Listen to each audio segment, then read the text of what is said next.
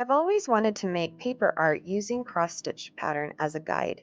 So I used my die cutting machine and I hid contours on a grid cut file until I had the same shape of open squares as the stitching pattern on the cross stitch. Then I mounted that to another piece of white cardstock. Then I checked how many stitches I would need or how many squares of colored paper that's going to be standing in for my thread.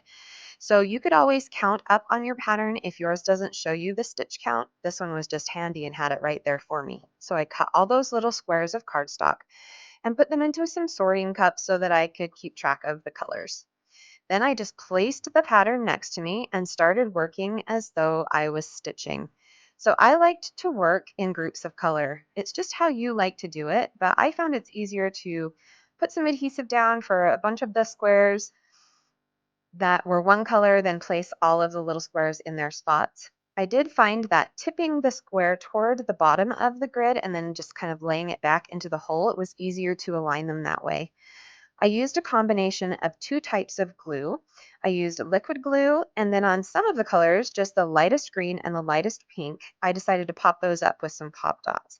So you can see I'll just place a bunch of little dots of glue, then place all the coordinating colors that go on those dots, and then do it again. And then for the foam squares, I just placed those in the little opening of my grid, pulled all of the backers off, and then placed all of the papers on there as well. This was a really fun process. I liked how it was a slow craft, and though I've sped this up a lot, it took me still only about 40 minutes to complete this. So even though it felt like a stitching craft or a slow craft, it did go a lot faster than my cross stitches do. I love the dimension there. It just adds a little nice element to kind of pop those similar shades of pink up. You can see I'm just placing like multiple dots of glue at once or multiple glue dots at once. Just turned on some music, kind of sat and had a moment to stitch with my paper.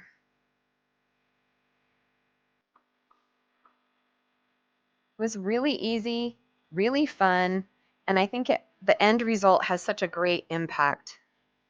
Just about done. There's the last piece. And there it is. Turned out so great. You can see that dimension there. Just adds a little bit of visual interest. And then I just popped it into a frame.